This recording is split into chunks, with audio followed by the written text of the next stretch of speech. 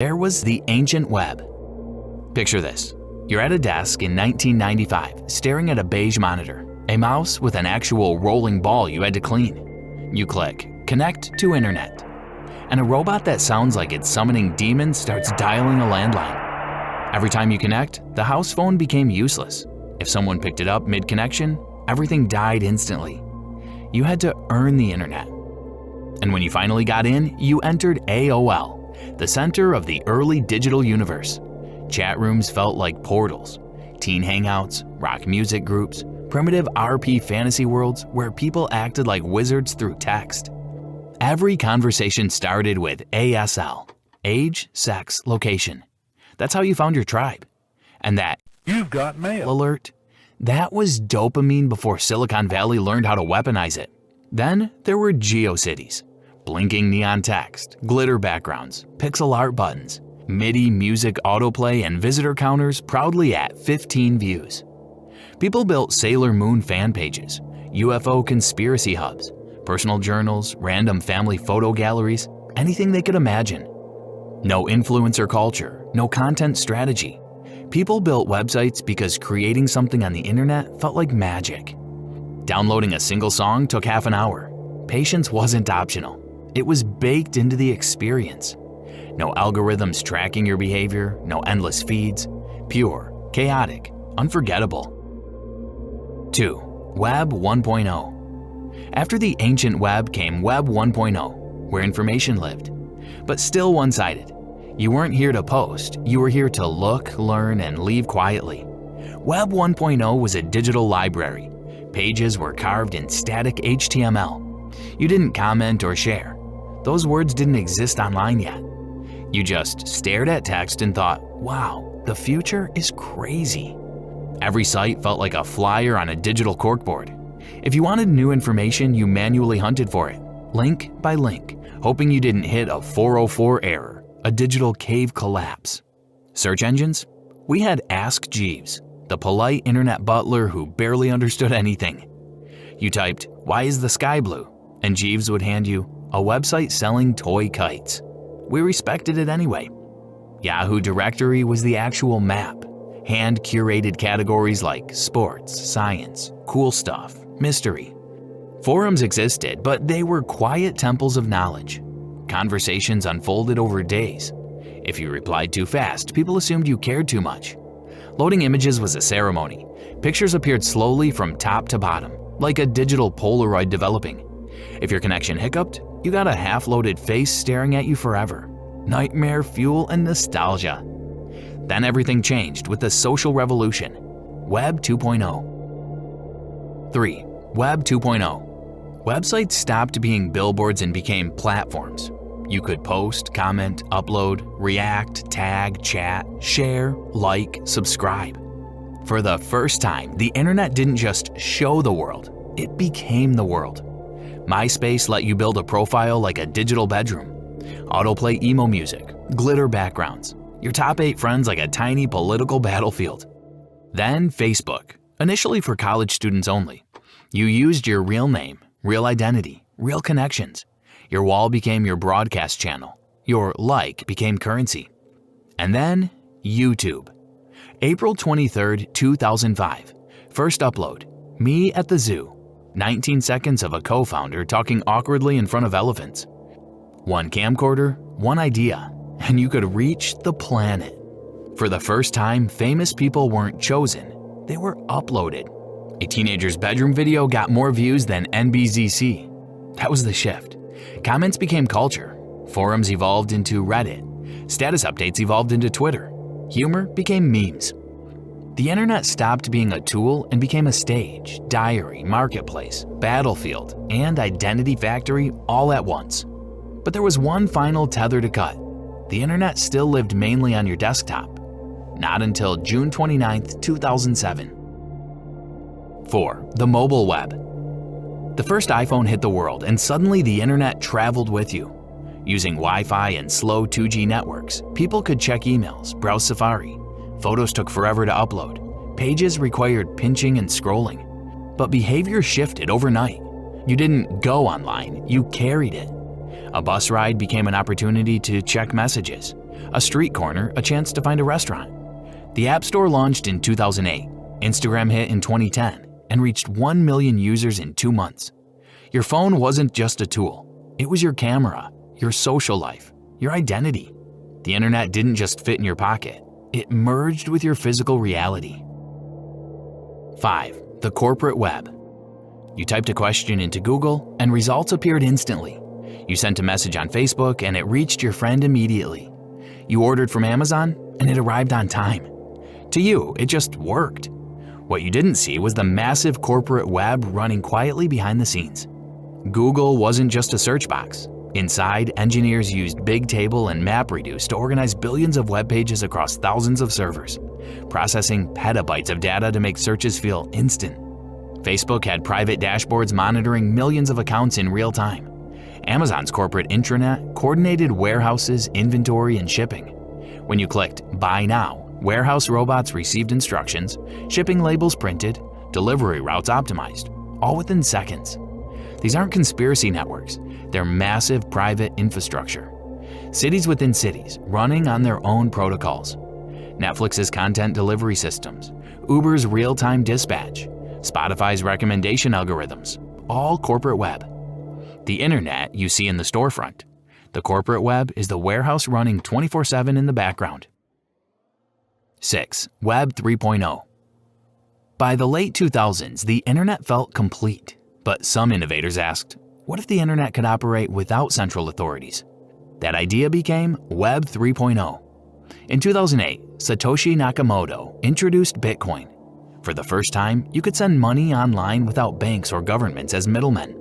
In 2014, Ethereum appeared with smart contracts, automated agreements on the blockchain. Developers created decentralized apps, NFTs, and communities no single company could control. In 2021, a Beeple NFT sold for $69 million at Christie's. Revolutionary or ridiculous? It happened. Web 3.0 promises an internet where control is distributed across everyone participating, instead of concentrated in Silicon Valley servers. Whether it delivers or becomes another bubble is still being written, but billions of dollars are moving through it right now.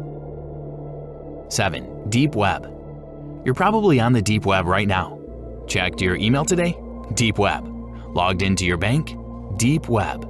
Streamed Netflix? Deep Web. This is the 96% of the internet Google can't see because it's behind passwords and paywalls. Banking systems, medical records, government archives, subscription journals, company intranets, all deep web. When you log into your bank or check lab results, you're there. Your Gmail inbox has thousands of emails, but Google search can't index them because they're private. Your Dropbox files, Slack messages, Zoom recordings, all deep web. The deep web isn't mysterious, it's mundane. It's just the private internet, the part that requires you to log in. Now, beyond this, there is a more shadowy network where anonymity is law. That's the dark web. 8. Dark web. The dark web is hidden and anonymous. You need special tools like the Tor browser, which masks your identity and location. Here's what most don't know. Tor was built by the US Navy for intelligence operatives who needed secure communications. It was released as open source software, becoming a tool for whistleblowers, activists, journalists, and criminals. The dark web became infamous for Silk Road, processing over $1.2 billion in transactions before the FBI shut it down in 2013. But it's also where WikiLeaks published sensitive documents, where journalists in authoritarian regimes communicate safely, and where activists organize without surveillance. In China, Iran, and Russia, the dark web is often the only way to access uncensored information. The dark web isn't inherently evil. It's a double-edged sword, a refuge for free speech and a marketplace for stolen data. It's a parallel internet, some parts protective, some perilous. Alright, stop. Everything up until now, real, documented, verifiable. What comes next is different. We're entering territory where fact and fiction blur. Some of what follows is grounded in classified technology. Some is internet mythology, stories about what might be lurking in the deepest corners. I won't lie and say I know these layers exist, but I won't pretend they're pure fantasy either. Think of this as exploring the mythology of the internet, The stories that reveal what we believe about hidden knowledge and digital power. Let's go deeper. 9. Charter web. There are networks so secure their existence is classified. The charter web refers to private military networks physically separated from the public internet. The U.S. Department of Defense operates CyberNet, a classified network handling secret-level information, completely air-gapped from the public internet. For top-secret communications, JWICs, used by the CIA and NSA. Access requires top-secret clearance and biometric authentication. NATO operates secure networks connecting 30 countries. Coalition networks like Centrix's link over 40 nations, all isolated encrypted infrastructure. When WikiLeaks published classified documents in 2010, they came from breaches of these networks. The charter web isn't a myth. It's real, massive, and completely invisible to the public internet. 10. Mariana's Web. Named after Earth's deepest ocean trench, the Mariana's Web is said to be a quantum-locked digital abyss. Legend says accessing it requires a quantum computer running exotic algorithms. Its contents supposedly encrypted beyond comprehension. Stories claim it holds the location of Atlantis, advanced AI, secret archives, even files hidden from the charter web. Iceberg diagrams circulating on Reddit and 4chan around 2011 or 2012 popularized it, depicting Mariana's Web at the very bottom. Reality check. No credible evidence is real. Cybersecurity experts agree it's urban legend. But here's why the myth persists. Quantum computing is real. In December 2024, Google's Willow completed a calculation that would take supercomputers 10 septillion years. If quantum computers could break current encryption, what could they access? The Mariana's Web might not exist now, but the technology that could create it is emerging. That's what makes the legend compelling. 11. The fog. Imagine a part of the internet where AI operates autonomously. Programs that think, learn, and act beyond human control. Some call it the fog, where sentient AI might exist, rewriting its own code and communicating in ways humans can't understand. In Cyberpunk 2077, there's the black wall, a barrier separating the safe internet from the old net, where rogue AIs roam. It's fiction, but inspired by real concerns. Researchers are working on self-learning AI and autonomous programs. If run on secret networks and isolated, a fog web could theoretically exist. The question isn't if AI will become more autonomous, it's when and who will control it. Right now, speculation, but the technology advances fast. 12. Virus soup. Beyond secret layers, there's a chaotic corner where corrupted code, abandoned botnets, and mutating malware roam. The virus soup. It's a digital graveyard where old viruses drift freely across exposed servers and misconfigured devices. Security researchers encounter it by accident, finding botnets still accepting commands years after creators abandon them. Forgotten servers in abandoned data centers, where old viruses mutate endlessly. Malware designed for Windows XP still running on machines no one remembers. Botnets with millions of infected devices, quietly waiting. Why can't governments erase it? The scale is massive. Infected machines sit in dozens of countries. Cleaning could break essential systems. Some parts are tolerated for intelligence purposes. The virus soup isn't myth. It's the internet's chaotic, unmanaged underbelly. 13. AI web. Now let's snap back to reality. The AI web isn't theory. It's happening right now. ChatGPT can write articles or hold conversations that feel human. Deepfakes can place anyone into videos that never existed.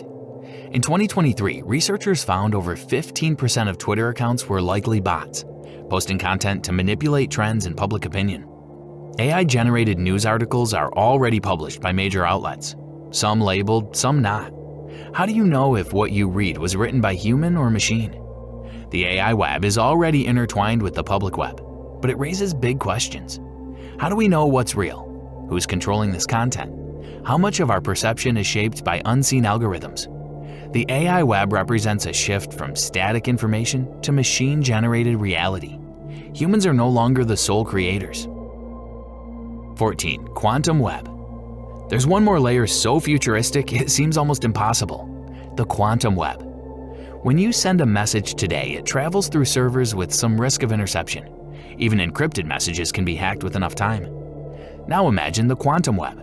Thanks to quantum encryption, the moment anyone tries to intercept, the message itself changes, making eavesdropping impossible. With quantum teleportation protocols, data could travel instantaneously with perfect security. This isn't science fiction. In 2016, China launched the world's first quantum satellite, demonstrating quantum key distribution over 1,200 kilometers. It worked. But the quantum web doesn't exist as a public network yet. It's experimental, limited to labs and government research. When it arrives, the way we send, store, and protect information changes completely. The question is, who will control it? 15. Primarch System. The final layer, the Primarch System. The internet has become life itself. Entire economies, social systems, and personal lives rely on it. The Primarch System is the ultimate concept of control, a theoretical master key that could shut down networks, rewrite protocols, or restore the internet itself. It combines three imagined elements. 1. An internet kill switch to stop networks instantly. 2. Root access for total control over servers. 3. The original source code to rebuild or manipulate from the ground up. Technically, it doesn't exist. The internet is decentralized across millions of devices. Yet powerful governments and corporations hold partial control over critical networks. In the wrong hands, it could erase data or disrupt communications. Used responsibly, it could safeguard systems after disasters. The name Primarch comes from Warhammer 40K, genetically engineered demigods created to lead humanity. The Primarch System is the internet's version, a creation myth, a digital deity, the theoretical first protocol governing all others. It's mythology, but like all mythology, it reflects something real, our need to imagine supreme order behind chaos. Maybe it doesn't exist, maybe it does, but the fact that we imagine it tells us something about how we see technology, power, and ourselves.